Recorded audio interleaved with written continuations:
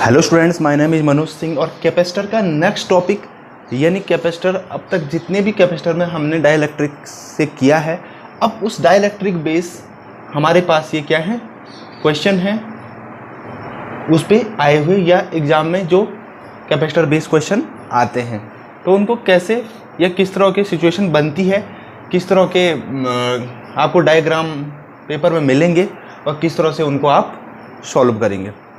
तो चलिए, first question है हमारे पास कि यहाँ पे एक कैपेसिटर है जिसके बीच एयर है, यानी सिंपल एयर है। प्लेटों के बीच का डिस्टेंस क्या है, स्मॉल डी।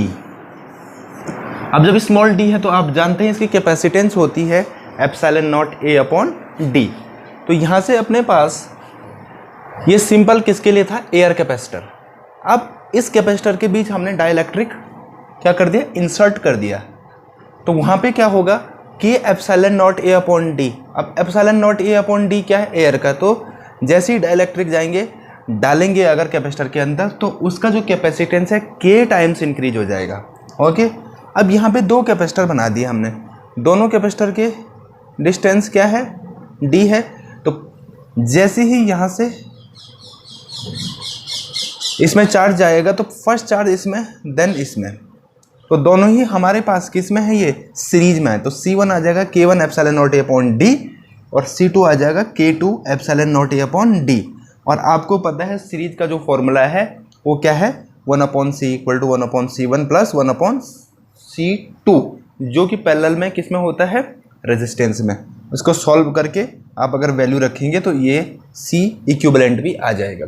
अब यहाँ पे जो नेक्स्ट क्वेश्चन है, यहाँ पे अगर यहाँ से आपने पास इसमें एनर्जी आती है तो कुछ इसमें चली जाएगी और कुछ इसमें चली जाएगी। और आपको पता है जब चार्ज डिस्ट्रीब्यूशन होता है या करंट डिस्ट्रीब्यूशन होता है तो चीज़ें पैरेलल में होती हैं। तो यहाँ पे जो है वो पैरेलल में है दोनों। तो दोनों इसका C1 तो ये हो गया, C2 ये पैरेलल में। आपको फॉर्मूला पता है C equal to C1 plus C2, जो कि सीरीज में रेजिस्टेंस का होता है। ओके, उसी तरह से यहाँ पे देखिए, अब यहाँ से जो चार्ज आएगा, यहाँ से जो करंट आएगी वो कुछ, या यहाँ से जो एनर्जी आएगी वो कुछ इसमें जाएगी और कुछ इसमें जाएगी, यानी जैसे ही डिस्ट्रीब्यूट हुआ पैरेलल में हो जाएगी। तो अब जो यहाँ पे जाएगी वो पहले इसमें जाएगी फिर इसमें जाएगी, यानी ये दोनों तो आ जाएंगे सीरीज में और बाद में ये दोनों हो जाएंगे आपस में पैरेलल। तो ये C1 और C2 आपस में किस में है, सीरीज में, और C3 उनके पैरेलल में। तो C3 की वैल्यू तो ये है, C1 C2 की वैल्यू ये होगी। तो C इक्विवेलेंट आ जाएगा C1 C2 upon C1 plus C2 और प्लस C3 उसके साथ ऐड हो जाएगा।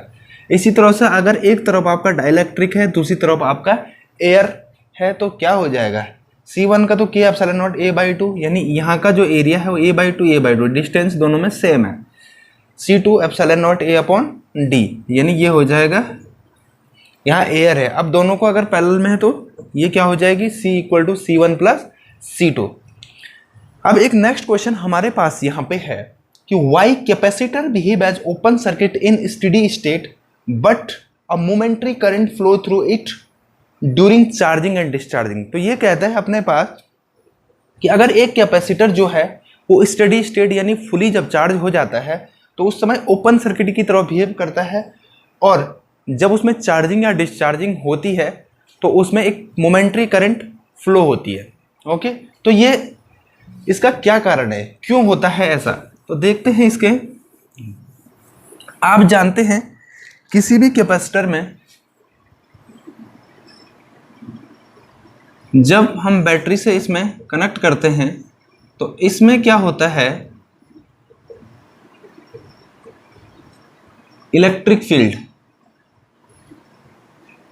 फील्ड का मतलब हाई से लो की तरफ इसकी डायरेक्शन हो जाती है। और जैसे ही इसमें इलेक्ट्रिक फील्ड होता है, यानी इसमें एक ड्यूरेशन आता है, यानी धीरे धीरे ये क्या होता है, चार्ज होता है। तो जैसे ये धीरे धीरे चार्ज होने का मतलब इसके अंदर रेट चेंज ऑफ फ्लक्स होता है। क्या होता है, रेट चेंज ऑफ फ्लक्स।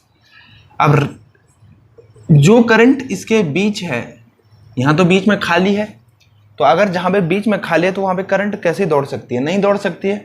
तो इसीलिए यहाँ पे किसकी वजह से करंट होती है, यहाँ पे रेट चेंज ऑफ फ्लक्स की वजह से, जो कि क्या है, epsilon not d phi e upon d t. D phi E upon d t, electric flux यानी रेट चेंज ऑफ फ्लक्स। अब हुआ क्या है इन स्टडी स्टेट, इसका मतलब है कि ये फुली चार्ज हो चुका है। इन स्टडी स्टेट में फ्लक्स जो होता है वो कांस्टेंट हो जाता है। क्या हो जाता है? कांस्टेंट। जैसे ही फ्लक्स कांस्टेंट होगा तो आप जानते हैं जैसे ही फ्लक्स कांस्टेंट होगा तो किसी चीज का कांस्टेंट का डिफरेंशिएशन हमेशा क्या होता है? जीरो। तो डिस्प्लेसमेंट करंट क्या हो जाएगा? जीरो। और अगर चार्जिंग और डिस्चार्जिंग होती है, जब ये चार्जिंग और डिस्चार्जिंग के दौरान क्या होता है? फ्लक्स जो है वो कांस्टेंट नहीं रहता है, यानी इसका मतलब है फ्लक्स टाइम के साथ इंक्रीज या डिक्रीज हो रहा है। तो इसका मतलब उस समय करंट भी जीरो नहीं होगी, इसका मतलब कुछ ना कुछ करंट होगी जिसको हम डिस्प्लेसमेंट करंट कहते हैं। तो यहाँ पे ये क्वेश्चन आप देखिए। तब तक ये वीडियो आपको कैसे लग रही हैं इस पर कमेंट, सब्सक्राइब और शेयर ज़रूर करें। ओके, तो नेक्स्ट वीडियो जब मैं लेके आऊँगा तो किसी और टॉपिक पे होगी। तब तक आप इसे देखिए। Thank you very much.